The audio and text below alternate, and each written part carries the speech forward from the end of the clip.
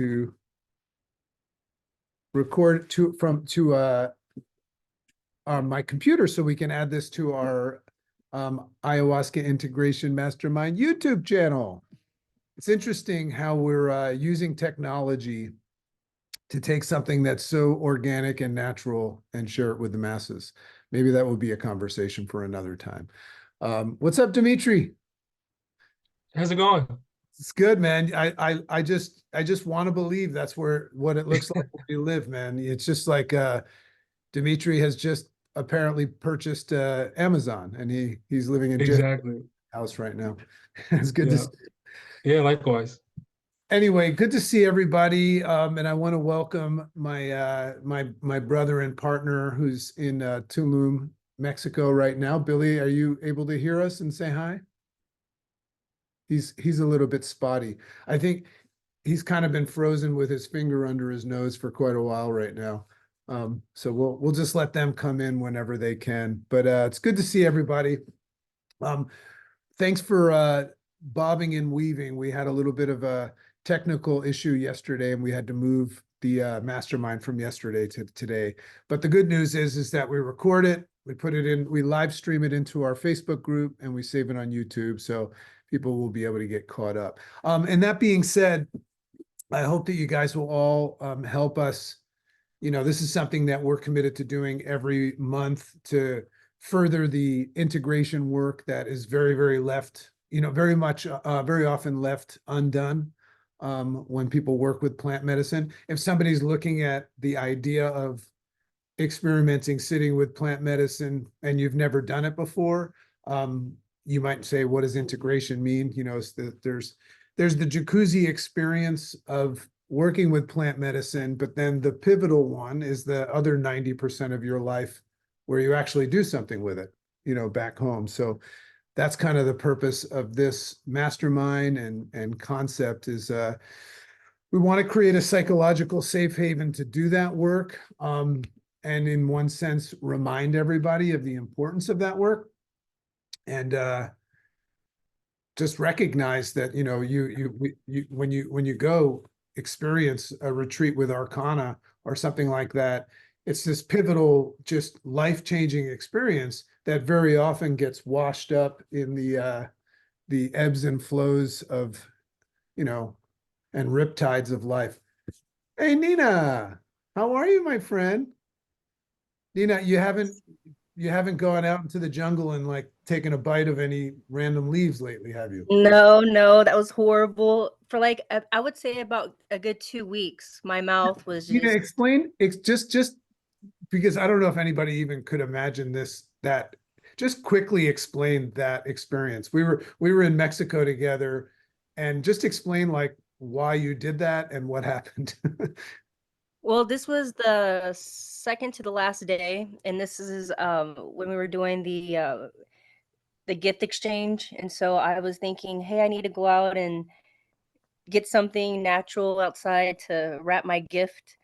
And so I wanted a big leaf, and so I went outside and looked around, and I saw this this amazing path, and I said, hey, to myself or to the universe, I was like, hey, can who's gonna help me like with my gift? And then I looked to my right, and there was this plant, this huge like elephant like leaves. And so I was like, okay.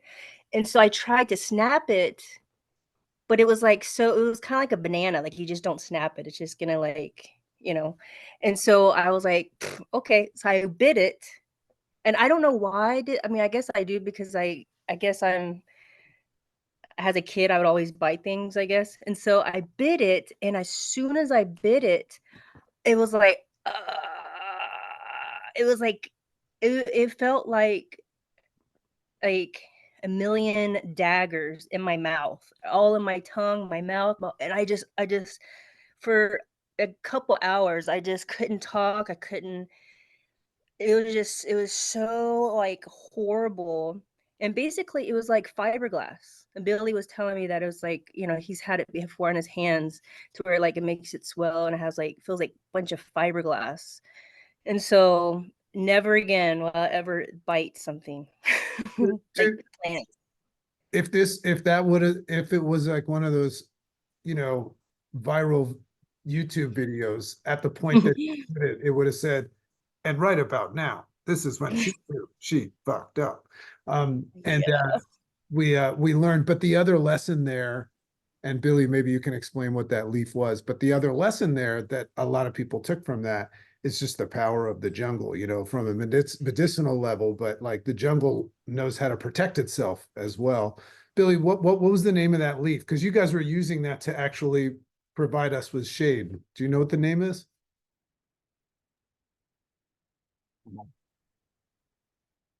No, I don't know what it's called. We can't hear you But too. it's Yeah, better. like an acid. Yeah. It's like an acid that comes out of it. But I don't know what it's called. All right. Well, just know that Arcana is not planning a new event at any retreats in the future where you guys will try that experience because we found there is no value in that. Anyway, so I just want to welcome everybody. My name's Dr. JC Doornick, aka the Dragon.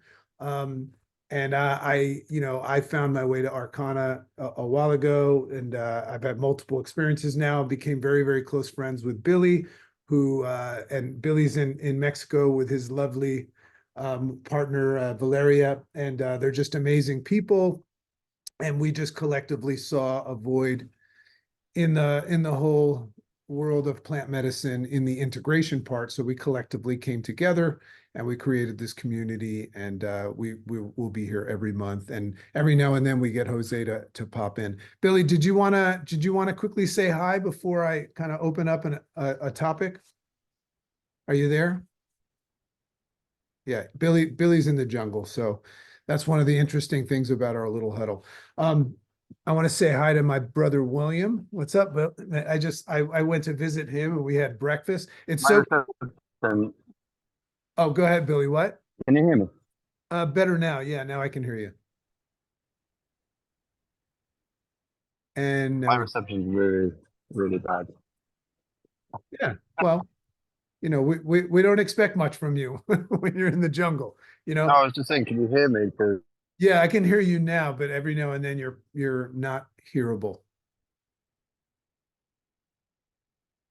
But we'll be fine because we've got lots of people here. So anyway, you know, for those of, I guess maybe show of hands of people that I can see, how many of you have been to at least one experience with Arcana? Okay, so it's pretty much everybody. Maybe you can put a 1 in the chat if you've never experienced it and you're here as a guest. I just want to know what level of conversation we're having here today. So if you're here and you're just checking it out because somebody you found out about it, just put a 1 in the chat and just let us know that you're here on the outside looking in. Doesn't look like it. All right, so we have the ability to have a conversation with a bunch of seasoned vets. So I just want to share something cool, and then what we can do is we want to hear from you guys. You know, when it's time for you to share, you can just share an experience that you had, a question, because if Billy is able to get his connection, he's just a wealth of resource to help us. You can ask a question. You can you know, talk about a challenge that you're having in the quote unquote real world, or maybe share a story of excitement. You know, I mean, I just recently came back from another experience at Arcana where we had the famous leaf experience with Nina. So you feel free to share that. So what I want to share with you, for those of you that have taken the time to learn about the whole concept of the pineal gland in the brain, this is where my fascination is. I have a podcast called Rise Up with Dragon, and I just am fascinated with the inherent capabilities of the human brain to expand. You know, like when the first time I did Sapo and I experienced that, I didn't look at it as like something that happened to me. I looked at like Sapo, as I look at plant medicine, as something that, you know, guided me to a space that I wasn't aware of, if that makes any sense. So I'm very fascinating with the human brain and our ability, because there's a lot of people out there that do things like breath work and interesting stuff that unlock, capabilities of our brain without the use of plant medicine. I'll share with you, I was always wondering, like, how can I duplicate without, is it possible to in any way, shape, or form duplicate the experience of Sapo without taking it, And it's interesting because I had an experience the other day, which was not a great one, but I was doing some breath work. And I don't know, maybe it was a blood pressure thing or something, but I got to this point where I took a big inhalation of breath and I held my breath. And I guess it was like a sensation of a lack of oxygen to my brain. And it was interesting because for a moment, I felt like I was about to go to Sapo land, right? So that kind of stuff fascinates with me. I don't know how many people are with me on that. So there's a little, area in our brain called the pineal gland, which is where DMT is actually formed. There's books on this, and you can read. Joe Dispenza is somebody that's very big on that. I don't know if you guys ever follow him. You can watch some cool YouTube videos on Joe Dispenza and the pineal gland. But what he basically teaches us is that the human brain has the ability to create, the God particle, and things like that. So in spirit of that and integration, I just want to share with you a cool thing that you could either just leave here knowing about or go check out. But I think one of in the spirit of integration and like doing the work, right? Because I don't know what your take is, but like when I go do ayahuasca, it's not fun.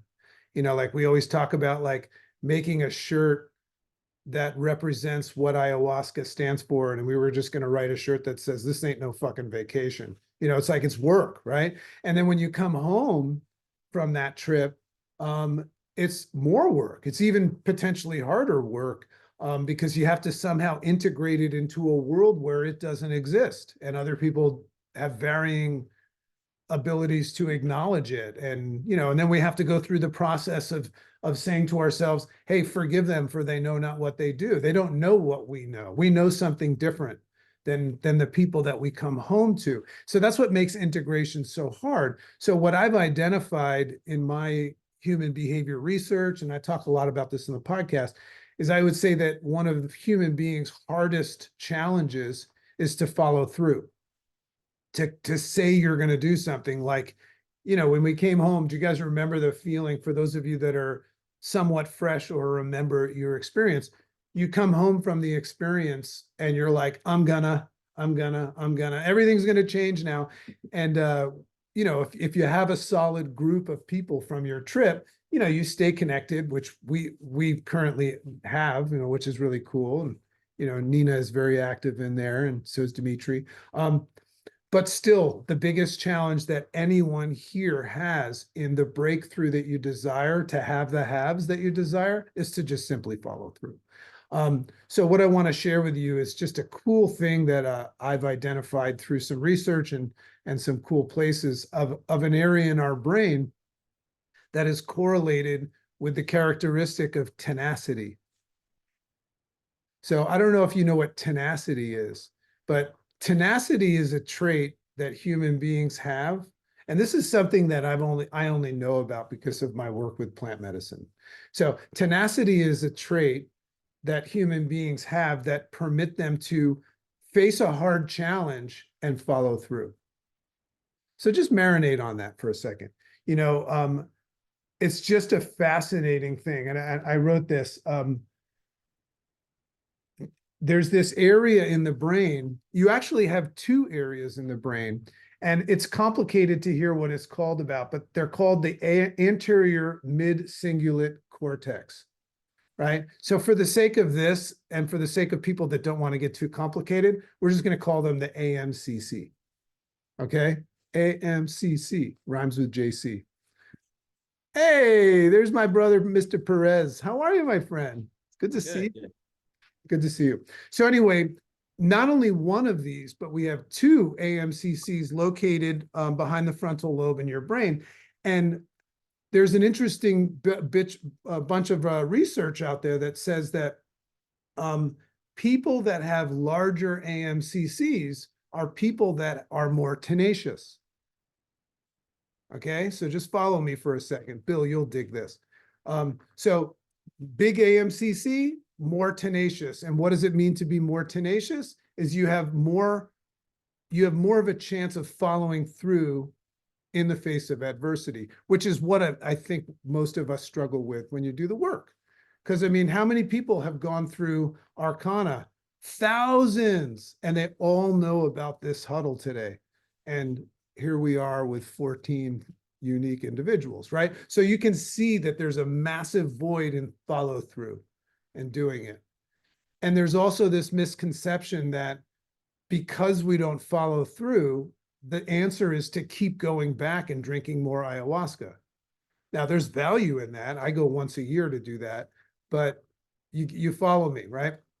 So large AMCC, more tenacious. So the question is what is it that makes the AMCC enlarged? It's not just random. And this is what's super cool about this. And you know what I'll do in the YouTube video for this? I'll put all the links for those of you that want to learn more about this, and I'll put that there.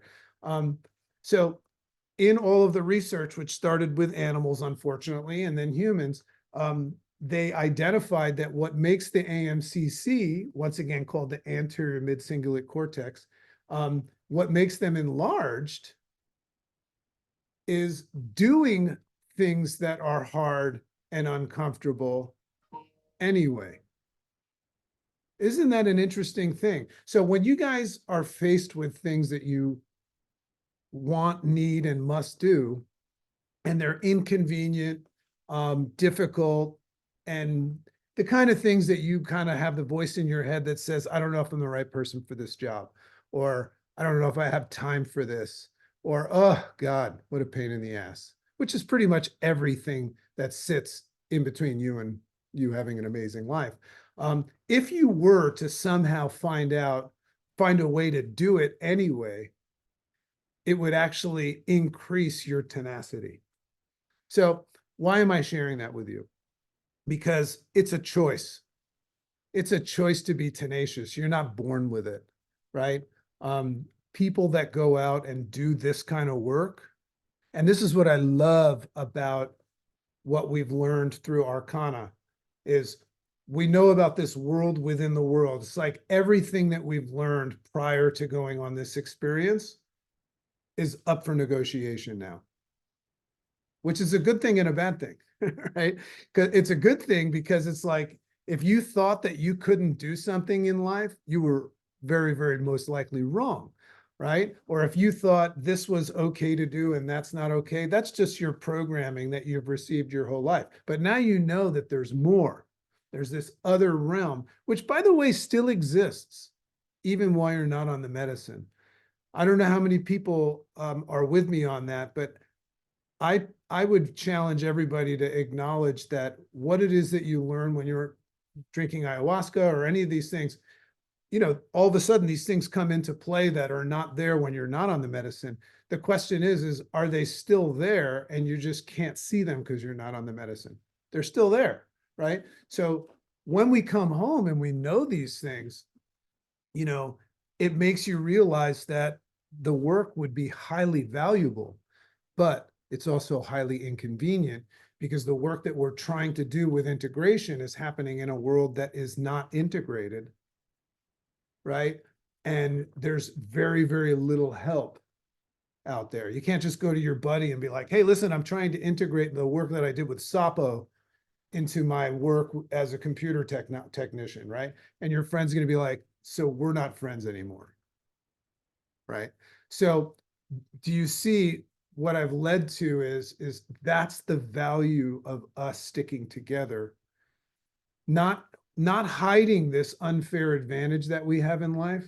That's what I consider plant medicine. It's an unfair advantage if you don't allow people to know about it. It's an unfair advantage because we know something, but we have to stick together and do the work together, because in this environment, as Billy and I call a psychological safe haven, it's a place where we can do the work, but we also have to take it to the next level from a mission standpoint, and pay it forward. Not preach it, not go out and sell it to people and preach it, but do the work, expand who you are, become a bigger and better version of yourself, causing people that are around you to say, what's up? And just say this. And they go, what is this? And you just say, I don't know if I could explain it to you, but you might want to, if you're called to it, check it out, just like I did. So anyway, I wanted to share that because that's all happening in your brains right now. And if you guys are having a good day or a bad day, that's just a perception and illusion that you tether to. But if you really want to have fun, stick together, be in consistency, practice things like discipline in the integrative work. And we've got a lot of fun stuff coming, including some other trips that we're going to talk about. But I wanted to share that with you because I just think that we're amazing. Now, one caveat to all of this is I told you that doing hard things is what makes all of this happen.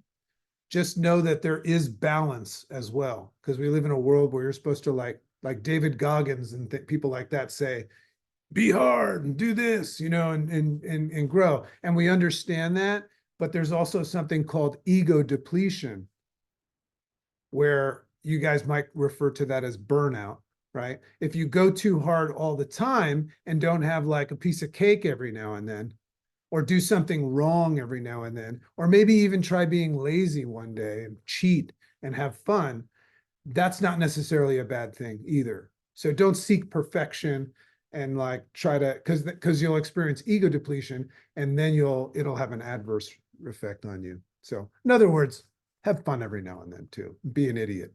Okay. So that's it. That's all I wanted to share. I don't see that Billy and Valeria came back. So what I'll do, if you want to ask a question about this topic or share something on it that's relevant, cool. Otherwise, I would just love to go around the room and just hear how you would answer the question of what's it like to be you these days, you know, and maybe we can get something out of that. So either raise your hand or down below, you can click the reaction icon and raise your cyber hand. By the way, I learned how to do something on Zoom now. Watch this. Super cool, right? So if you activate the AI thing, you can do things like this and get the thumbs up or the fireworks. Anyway, I thought that was cool. So who would like to go first? Just want to hear from you guys. Just what's going on. There you go, Sharon. And then William, you'll go next. Hey, it's Sharon. I've been to Arcana, what, 3 times? 3, yeah. Yeah, 3 times. And my husband, who's also here, Hello. Hello, husband. has also been to Arcana for a few weeks. And we're on this journey down the Pan American Highway. We drove from Alaska to Argentina, really changed our lives up, left behind sort of our vision of success that we had in the past, and gave ourselves space to decide what our future holds and how we can give back. So we're getting to the end of our journey, and we're pretty excited to have a path moving forward. And I'm hopefully going to be in the state of Oregon, psilocybin is legalized in therapeutic settings, and hopefully we'll be back in the US, and I'll be accepted to a training program in May to be a psilocybin facilitator. So I'm super excited about that. And it definitely took me, you know, I've been in relationship with ayahuasca for 9 years now, and it took me a lot to leave the corporate world and my definition of myself and success, and marry the right human being, and set off on a new path. So it's pretty good being meaty these days. I'm super excited.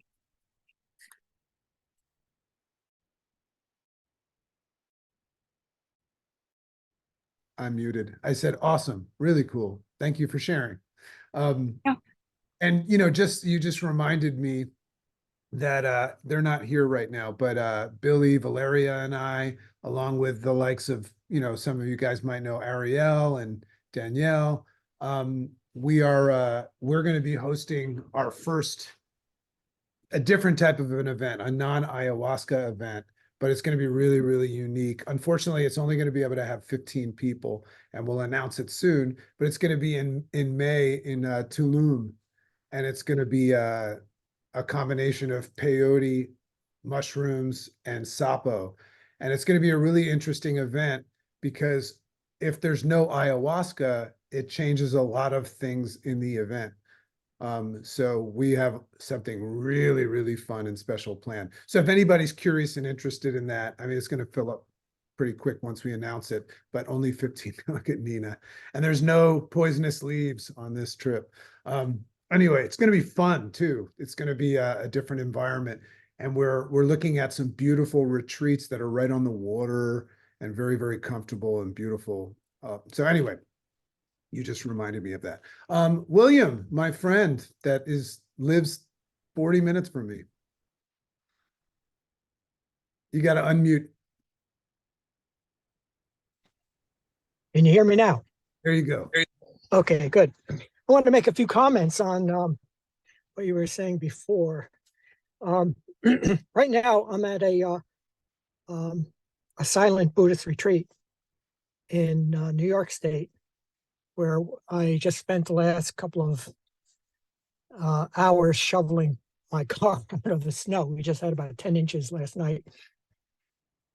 And it is very interesting because I'm in my second day now, and they've been teaching us different approaches to meditation. And one of them involves meditating on emptiness.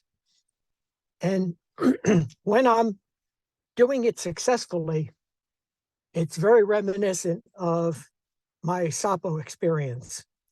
Not as intense, because I don't think anything can be as intense as Sapo, but it feels like I'm going in that direction. And as a matter of fact, I think down in Mexico, there is a retreat that basically uses low-dose Sapo with meditation as a way of coordinating the two, which I found very, very interesting. But, you know, I don't have access to Sapo. And so maybe I don't have a lot of time right now, but I at another time I can go into their mechanism, or maybe I'll put it on the WhatsApp. Another thing you mentioned about the pineal gland, I believe it's been confirmed only in rats rather than humans, because to do it in humans, they'd have to insert a probe into the CSF around the pineal gland in order to sample it. And there's no ethical committee that's going to permit that, unless we can talk some neurosurgeon into taking a little sample while he's in there. So that's basically what I've been doing. I find that the feeling that I had after the retreat was an immense sense of gratitude towards just being alive. And over Christmas, there's a lot of, distractions. But now I'm at this retreat, it's coming back. And so I definitely recommend meditation as a follow-up means of dealing with the sensations that you've gotten at Arcana. That's all I have. I love it. And, it's interesting how we've kind of organically unveiled.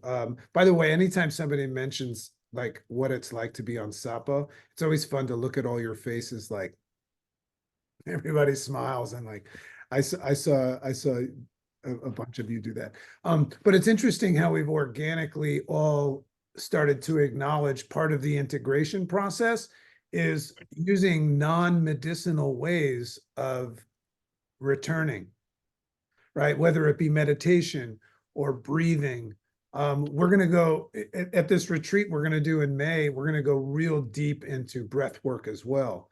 The experiences, I don't know, how many people here have done peyote?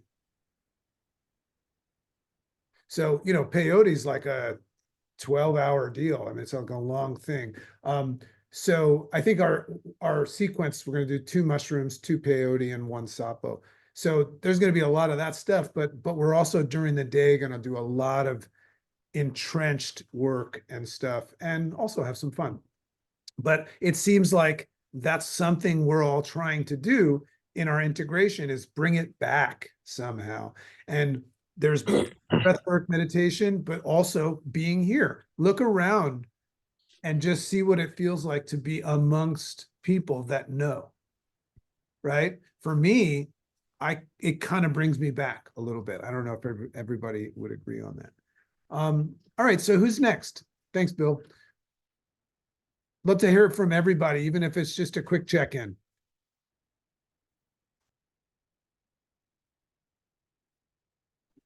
Go ahead, Nick. Yeah, so I'm just gonna share an experience I had a couple weeks ago and how it kind of relates to Arcana. So on one of many of my trips to Arcana, one of my intentions was to let go, whether it be let go of fear, anger, or more importantly, let go of those things that no longer serve you. So prior to Arcana, I had a difficult time not engaging in toxic behavior. So I've got a branch of my family that's always been very, very toxic.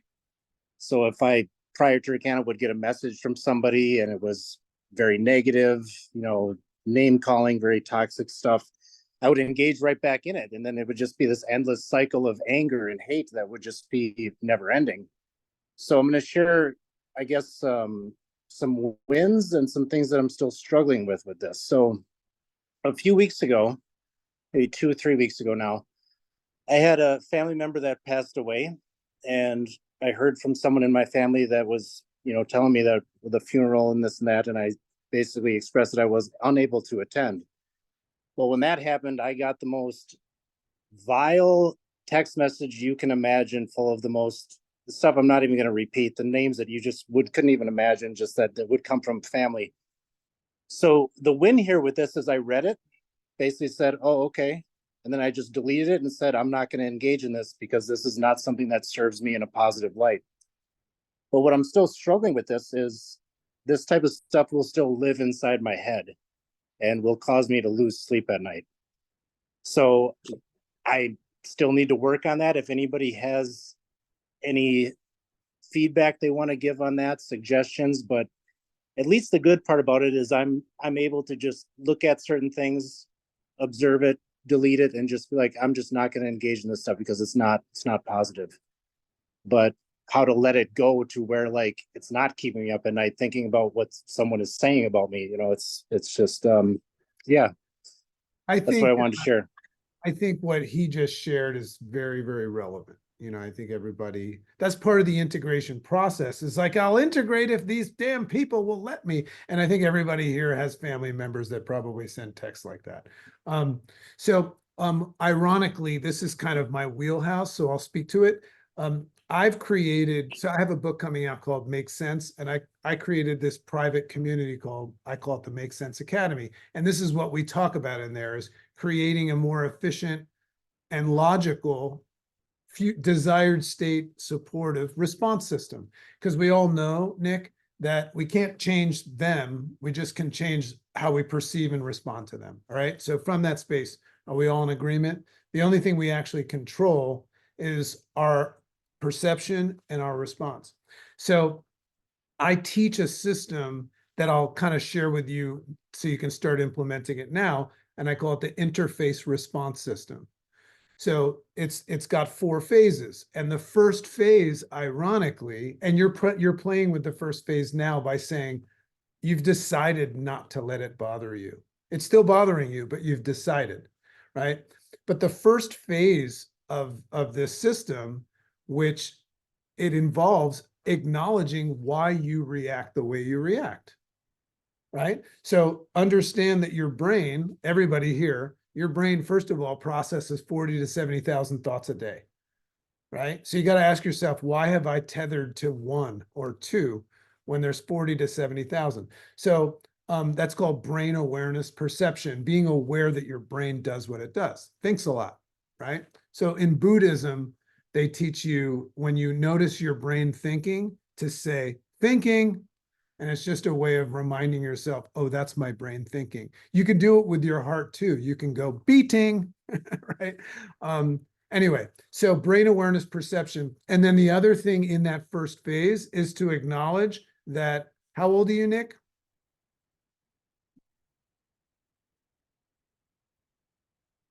Sorry, 43. So for 43 years, you have been consuming, which causes you to assume, you have been consuming the programming from your mother, father, teacher, preacher, society, and evolution, right? So you embrace the fact, of course I think like that and feel like that. That's stage 1, right? Now, because you recognize that that's not a good situation, that's why we go off handle sometimes, we go offline and do stupid things, that validates what we call cognitive distancing, right? That validates what I call the pause. Okay, so because you know how irrational we're primed for our knee-jerk reaction, it validates when you see the email or you hear what they say for you to go, here's the sound, and everybody can practice it. Just go, huh. Try it. Just go, huh. And what happens when you go, huh, it means, well, hold on a second. I don't know what I think about that. I'm going to take a little second and think about it. Now, think about how powerful that is, because you're slowing down your knee-jerk reaction and your programming so that you can think about it rationally. And then the third phase is your assessment of it, where you now have the time. It's called being in the eye of the storm. You step into the eye of the storm. Anybody here ever been in the eye of a hurricane? It's beautiful. Unaffected. It's like Moses parting the water. It's like in the middle of chaos, everything's perfect. So you're now in the eye of the storm and you assess and you can walk around it and say, I wonder why they're being like that. And that's the moment you detach from participating in it and you just observe the behavior, which has nothing to do with you. So that's the only thing I'll share with you. That takes a lot of work, but if you just understand those 3 steps of it, because the 4th step is your response, is perception, brain awareness perception, right? We're all fucked up in a way. We've all been fucked up. And then the second one is pause, right? And then the third one is assess from the pause in the eye of the storm. And if you guys can practice that, and what I would recommend that you do is just practice inserting the huh. Now, don't tell your wife about it or your husband, because then they'll go, don't huh me, right? But anyway, it works like a charm. So hopefully that's helpful. Does anybody else have something that they want to share? Because that's pretty freaking relevant. Go ahead, Nina. I was going to say that it's very similar to what you just said. But my first time doing at Arcana was last year in Peru. And I learned a very valuable lesson from Billy. And we were doing our flower bath, I think, and he came over to me. No, this is when we were doing the ceremony where we were drinking the lemongrass and we had to purge it. And he came up to me and he was asking me how I was doing, and I said I had this urge to tell him like without feeling weird, like, hey, I think you're awesome, you know? And I said that to him. I said, hey, Billy, I just want you to know that you're awesome. And he looked at me and he said, it's a reflection. And he walked away. When he said that, I was like, is that a compliment or is not? What? And like it took me like a couple long seconds to understand what he said, because, and let me tell you, since then, my life has changed. And when I say that in such a powerful way, I did research on that small phrase. It's a reflection. And of course, you know, you learn about mirroring, you learn about, you know, cause and effect, or you learn about just a simple fact that what people do, what they say, what they do, what they don't do, it's all a reflection of who they are. And everything that you perceive, you react, is a reflection of yourself. And so I've learned in so many different situations and since then how powerful it is to understand. Just watch people and what they do. Watch what they say, watch what they don't say, watch how they react, but watch yourself. How do you really feel? Like, why do you get upset? Why do I get upset if someone says this to me? But why do I feel triggered, or why do I feel this or whatever? It's understanding, like, to know, like, I don't want to be like that. Like, I catch myself thinking, like, why do I feel uncomfortable? I don't want to feel like that. You know, so what people say and what they do is reflection of themselves, but how you react to it is reflection of yourself. And so that's such a powerful way. So if you say something awesome to someone else, it's really a reflection of myself rather than that person. And that's what he was meaning. And so if I think I'm awesome, then I'm going to think he's awesome. And so with that, but it's hard to say with family. I personally don't have family. So for me to easily write people off, like friendships or whatever, it's pretty easy for me to do that because I'm not really connected to them in that way. But family is very difficult, I'm assuming, especially when it's sensitive to a funeral, right? So, but I think it's like having compassion of knowing also that because that person went off on you on a text message, it's a reflection of themselves and they're not getting what they want. But then again, they're in pain, they're in their own suffering. As much as you don't want to be in their life, as much as you don't want to be in that drama, maybe the better approach could be one day reach out to them and say, hey, I may have come across this way. I didn't really want to, but I don't want to be in this drama. At that time, I didn't feel like it was right for me to go to the, funeral or whatever. If you want to, kind of like make up for any type of confusion there. But like, your family more than I do. So you don't know if that's going to make it worse, but just realize that what that person did is just a reflection themselves. And so for you to let go is easy to understand that that's just who they are. But how you react to it is going to, and if it still lingers in your mind, then that's, you have to be authentic to yourself. If you can like really let go, then really you need to let go, if that makes sense. Hopefully that helps. It makes sense. It makes sense. Yeah, that's so cool. And that's a testament to somebody that is just closer to self-actualization.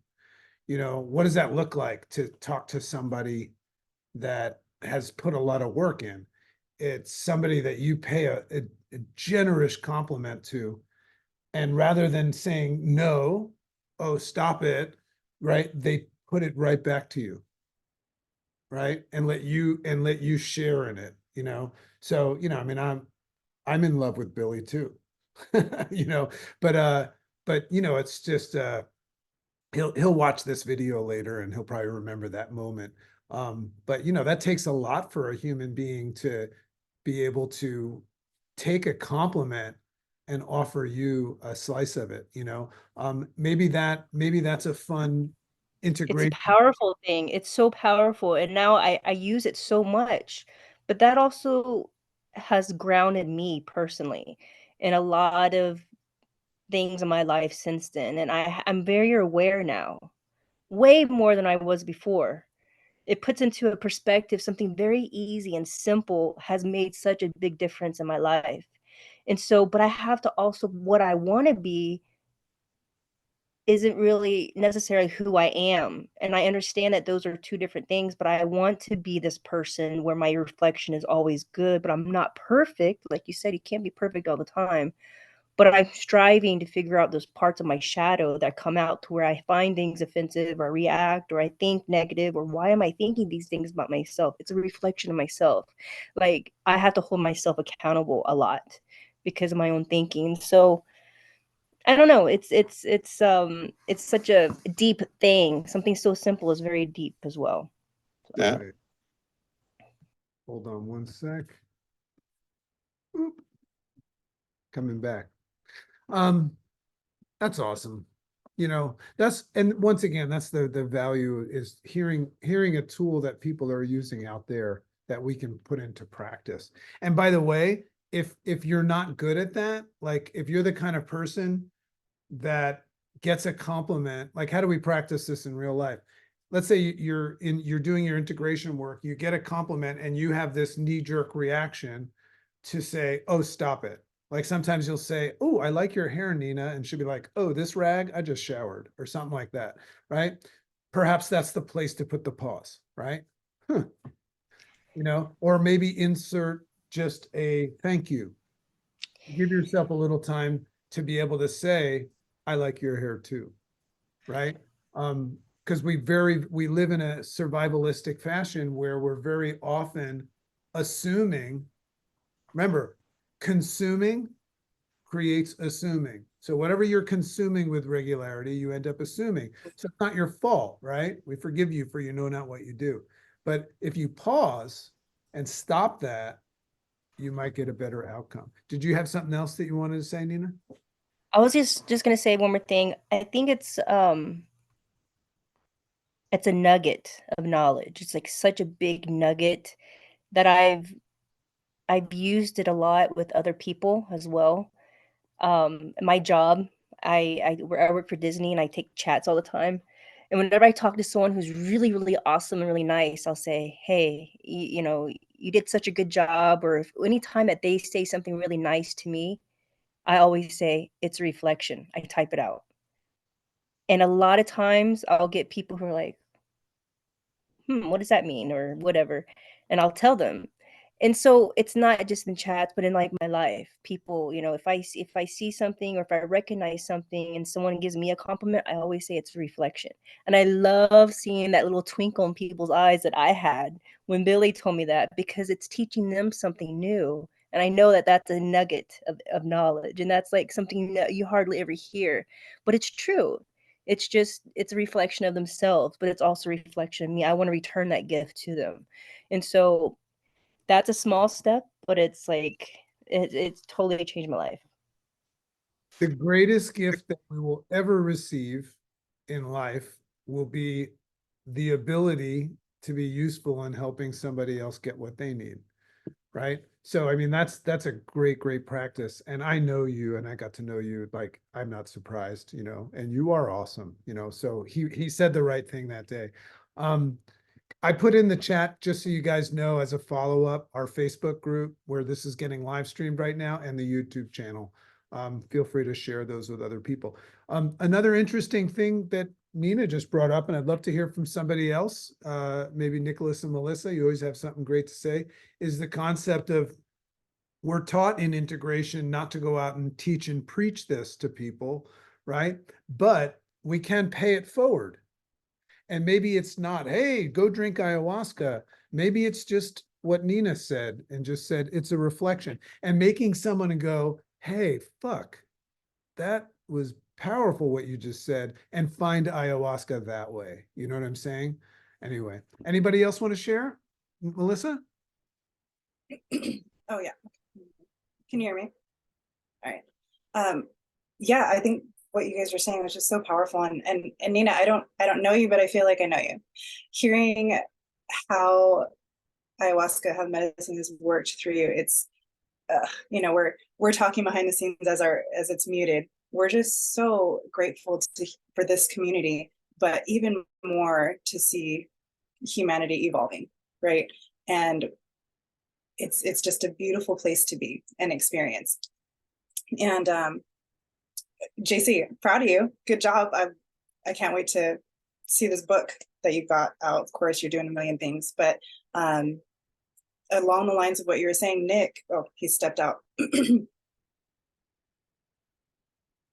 sitting with the emotion sometimes can really reveal why you feel that way. That's something that my husband and I are practicing. I even had to practice it last night just to kind of air our dirty laundry a little bit. I had something important I needed to talk to him about. I wasn't sure how he was going to respond. And I was upset, to be honest. And I had to sit with that emotion. Like, why is this a trigger for me? Or why am I so upset? And I wanted to make sure I came from the right space, the right hard emotion before I spoke to him. And just literally sitting with that emotion didn't feel good, but it allowed whatever was supposed to speak to me to rise to the surface. Instead of running away from it, or instead of suppressing it, it was like, okay, I need to feel this because there is some knowledge in there that I need to learn from. And in sitting with the emotion, it helped me see that there were some uncomfortable things I needed to deal with myself before speaking to my husband. And it's really difficult when you're in that emotion, especially if it's anger or rage or hurt, just deep hurt. So that's something I would offer each of you if you're wondering, how do I deal with these intense emotions in the moment? Because I think that tends to be the most difficult challenge, is how do we deal with it in the moment, right? It's easy to look at textbooks or think logically after, but in the moment, how do you deal with that emotion? Just kind of sit with it. That's something that we've been really trying to learn and practice. and using water, even. Water is such a beautiful way of bringing emotions to the surface and bringing about messages, right? Water retains so much memory and messages. So sitting in our hot tub even helps sit with that emotion, or sitting in a warm bath, if you don't have a hot tub, water really helps that process. So that's really all that I wanted to share for Nick. So hopefully he can go back and listen to that. And for all of you who are maybe possibly struggling with dealing with emotions in the moment when it comes to integration. Well, thank you guys so much, and girls. So I put the links there. If anybody's interested in anything we spoke about, I actually have to move to a coaching call with a mere mortal human right now. And if they come into this room right now, they would be like, wait a second, what are you doing? So I'm gonna shut down and come back in here. This is my Zoom. But it was just really cool to be with you guys. Obviously, we'll be together again next month. If anybody's interested in that event that we're gonna have, let us know. It's the first one that we're gonna do, so it's probably already booked up before we do it. But we'd love to have some of you guys there. Join the community. Follow us there, and yeah, just there's so many wonderful things happening in this world that could easily be perceived as fucked up. I think that we're all reality benders the moment we decide to be. And I think the flavor that I'm leaving here with today is, how can we take integration and not only make it work for us, but for the world? Right? And I think that intention alone will help us follow through, because it's bigger than us, right? It's okay to be selfish and want for yourself, I think, as long as it creates the version of you that can change the world, right? You just reminded me of that, Melissa, but just by saying, just what you said. So love and appreciate you all. Enjoy. Good to see you. And we'll announce the dates for the next one, and have an amazing 2024, right? And let's do good. Bye-bye, guys. Nice meeting you guys. Take care.